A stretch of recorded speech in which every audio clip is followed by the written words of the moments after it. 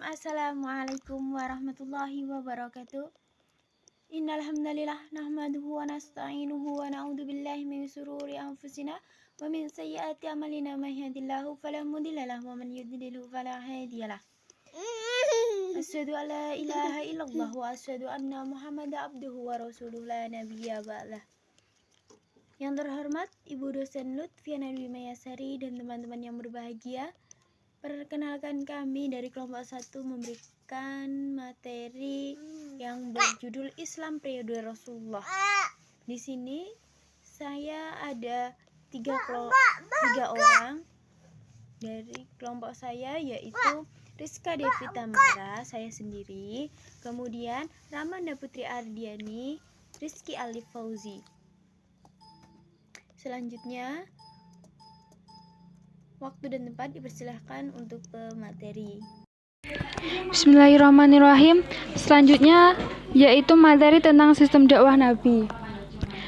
Nabi Muhammad SAW menggunakan dua sistem dakwah, yakni dakwah secara terang-terangan dan dakwah secara sembunyi-sembunyi. Dakwah secara sembunyi-sembunyi dilakukan Rasul saat awal turunnya wahyu. Metode ini diterapkan saat beliau berdakwah di kota Makkah. Beliau mendakwahkan Islam secara diam-diam kepada keluarga dan kerabat dekat selama 3 tahun. Untuk mendakwahkan ajaran Islam, Nabi Muhammad SAW menggunakan rumah salah seorang sahabatnya yang setia, yaitu sahabat Arqam bin Abi Arqam yang terletak di dekat Dalam membina kaum muslimin, Nabi Muhammad SAW mendahulukan dengan cara pembinaan akhlak atau akidah dan pembinaan sosial kemasyarakatan. Fungsi dari akidah agar kaum muslimin meninggalkan penyembahan berhala seperti yang masih dilakukan oleh sebagian besar kaum Quraisy. Sedangkan akhlak bertujuan agar kaum muslimin berbudi luhur, meninggalkan kebiasaan buruk seperti berjudi, mabuk-mabukan, merampok, dan berbuat cela lainnya. Sosial kemasyarakatan bertujuan untuk menerbitkan kehidupan masyarakat agar sesuai dengan petunjuk Al-Quran. Hasilnya untuk memperbaiki akhlak dan akidah masyarakat, terutama masyarakat Quraisy di Makkah, karena Nabi Muhammad SAW ditugaskan untuk mengajak manusia menyembah kepada Allah Subhanahu wa Ta'ala yang Maha Esa. Selama 3 tahun melakukan dakwah secara terang-terangan, turunlah wahyu dari Allah untuk melakukan dakwah secara terang-terangan. Wahyu tersebut yaitu berupa surat Al-Hijr ayat 94. Setelah turunnya wahyu tersebut, Rasulullah mengundang dan menyeru secara terbuka kepada kerabatnya dari Bani Muthalib. Langkah selanjutnya, Nabi mengumpulkan masyarakat kota Mekah di Bukit Sofa seraya menyerukan ajarkan untuk menyembah Allah kepada mereka. Namun, mereka tidak mempercayai ajakan beliau, bahkan mengejek dan mendustakan ajaran beliau. Selama 13 tahun, beliau berdakwah di kota Mekah hanya mampu mendapatkan sedikit pengikut. Selain itu, banyak ditemui rintangan dan berbagai pemboikotan dari masyarakat Mekah terhadap umat Islam. Demi kemaslahatan umat Islam demi keberlangsungan agama Islam, maka Rasulullah memutuskan untuk melakukan hijrah ke kota Madinah. Hijrahnya beliau ke kota ini disambut baik oleh masyarakat Madinah, sehingga akhirnya agama. Sekian presentasi dari saya, dilanjutkan dengan yang lain. Saya Rizky Alif Fauzi dari kelompok 1. Saya akan menyampaikan materi saya, yaitu tentang model kepemimpinan Rasul. Kepemimpinan Rasulullah memiliki berbagai macam kelebihan, keunikan, dan ciri khas yang sangat menonjol dibandingkan gaya pimpinan lainnya. Seperti yang diungkapkan oleh G. Hart, bahwa dengan karakteristik tersebut, Hart memasukkan Rasulullah sebagai orang nomor 1 yang paling berpengaruh di dunia.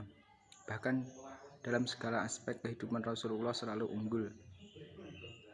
Tidak ada di dunia ini pemimpin yang ucapan, perkataan, dan perbuatannya dibukukan hingga berjilid-jilid banyaknya seperti Rasulullah. Adapun karakteristik kepemimpinan Rasulullah diantaranya adalah 1. Ketuhanan. Ciri utama dan pertama dari kepemimpinan Rasulullah adalah manajemen yang didasarkan oleh nilai-nilai yang diajarkan oleh Allah SWT.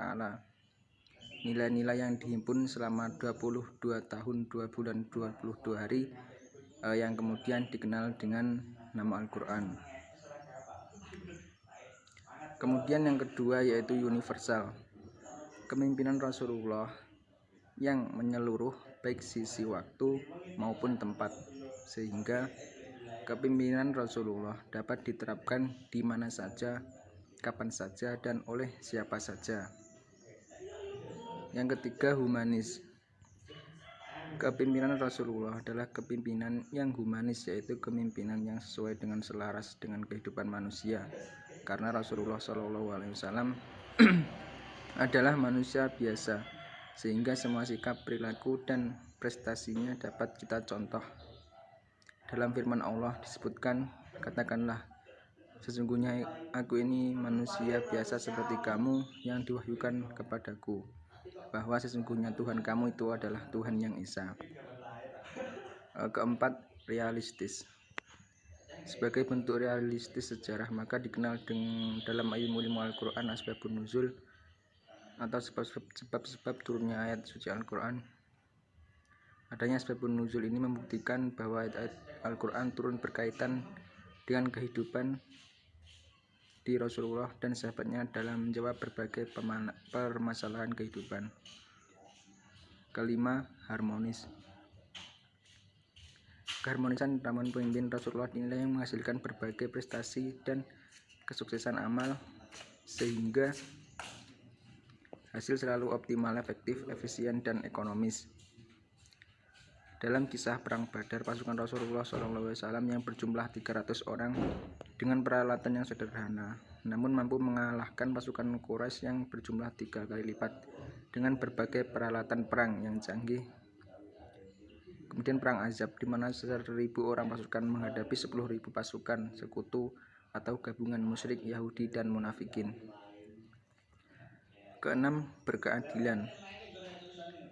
Yang dimaksud dengan keadilan yaitu memberikan tugas, hak, kewajiban, dan kewenangan sesuai dengan kompetensi, kapasitas, kapabilitas, hak, dan kewajibannya. Rasulullah SAW adalah manusia yang paling adil dalam memperlakukan pengikutnya, bahkan terhadap musuh, hewan, dan tumbuhan sekalipun. Sebagai contoh perkataan Rasulullah, yaitu sekiranya Fatimah binti Muhammad mencuri, maka saya akan potong tangannya. Kemudian yang ketujuh, mudah. Kepemimpinan Rasulullah adalah kepemimpinan yang mudah, tidak rumit, dan tidak memberatkan, dan tidak berlebihan, karena semuanya telah diukur dan diformat sesuai dengan kapasitas dan kapabilitas manusia. Kemudian yang terakhir yaitu dinamis. Dinamika kepemimpinan Rasulullah ini berkaitan dan banyak sisi kehidupan, mulai dari masalah keluarga, agama, hingga masalah negara.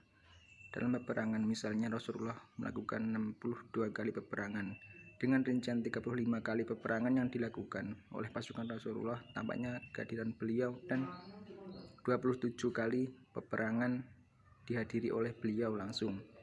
9 diantaranya beliau yang menjadi panglima perang. Sekian itu tadi penjelasan dari materi saya. Ada kurang lebihnya saya mohon maaf.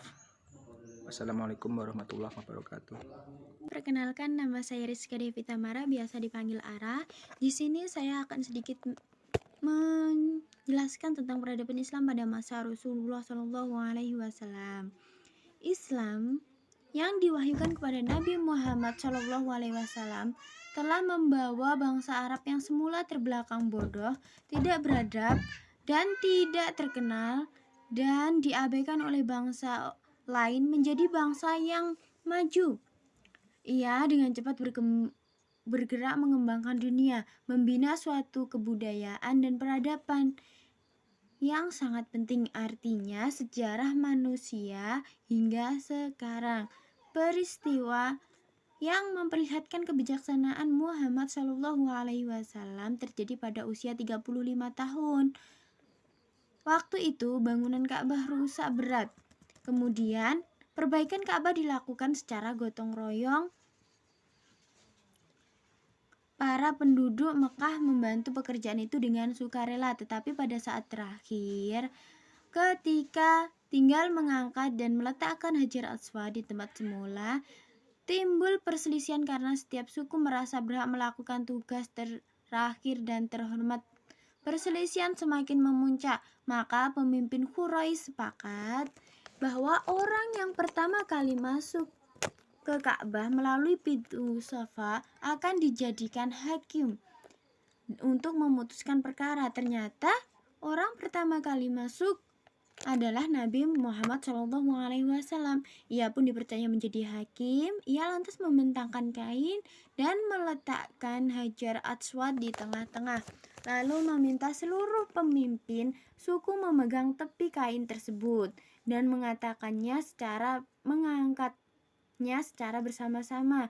Setelah sampai pada ketinggian tertentu, Muhammad SAW meletakkan batu itu pada tempatnya semula. Dengan demikian, perselisihan dapat diselesaikan dengan bijaksana dan semua kepala suku merasa puas dengan cara penyelesaian seperti itu. Nabi Muhammad SAW segera kembali ke Madinah. Beliau mengatur organisasi masyarakat kabilah yang telah memeluk agama Islam.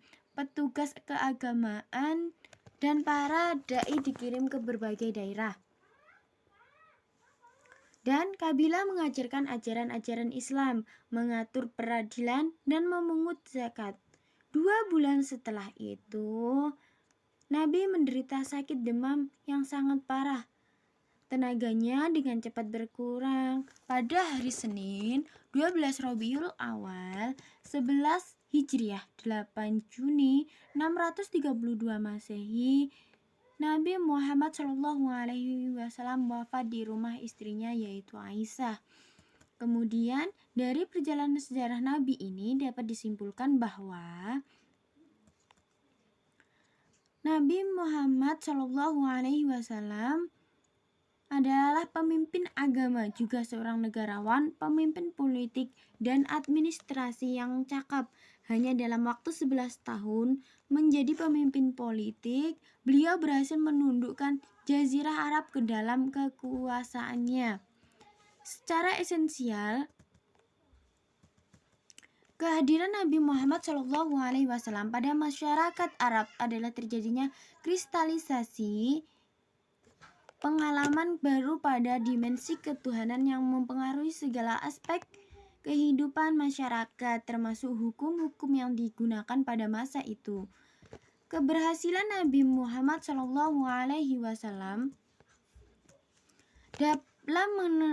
dalam memenangkan kepercayaan bangsa Arab relatif singkat. Kemampuannya dalam memodifikasi jalan hidup orang-orang Arab yang sebelumnya jahiliyah ke jalan orang-orang yang bermoral Islam dalam dakwah Nabi Muhammad SAW tidak hanya menggunakan aspek kenabiannya dengan menggunakan tabligh, namun juga menggunakan strategi politik dengan memunculkan aspek-aspek keteladanannya dalam menyelesaikan persoalan seperti dakwah di Mekah yang terbagi menjadi 2, yaitu dakwah secara diam-diam dan dakwah secara terang-terangan. Di sini dapat kita lihat adanya strategi Nabi dalam menyeru umat manusia untuk beribadah kepada Allah Subhanahu wa Ta'ala. Walaupun dalam menjalankan perintah Allah, Nabi mendapat banyak tantangan yang besar dari berbagai pihak. Namun atas izin Allah Subhanahu wa Ta'ala, segala hal yang dilakukan Nabi dapat berjalan lancar. Semakin bertambah jumlah pengikut Nabi, semakin besar pula tantangan yang harus dihadapi Nabi. Mulai dari cara diplomatik, disertai bujuk rayu, hingga tindakan kekerasan dilancarkan orang-orang Quraisy untuk menghentikan dakwah Nabi Muhammad SAW. Namun, Nabi tetap pada pendirian untuk menyiarkan agama Islam. Sistem pemerintahan dan strategi politik Nabi dapat kita lihat jelas setelah terbentuknya negara Madinah. Di sini Islam semakin kuat dan berkembang karena persatunya visi dan misi masyarakat Islam peradabannya, salah satu yaitu Piagam Madinah. Melalui Piagam Madinah, Nabi Muhammad memperkenalkan konsep negara ideal yang diwarnai dengan wawasan, transparansi, partisipasi, adanya konsep kebebasan, dan tanggung jawab sosial politik secara bersama.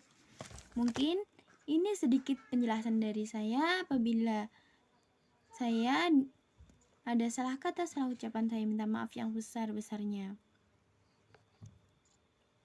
Sekian, terima kasih. Wassalamualaikum warahmatullahi wabarakatuh.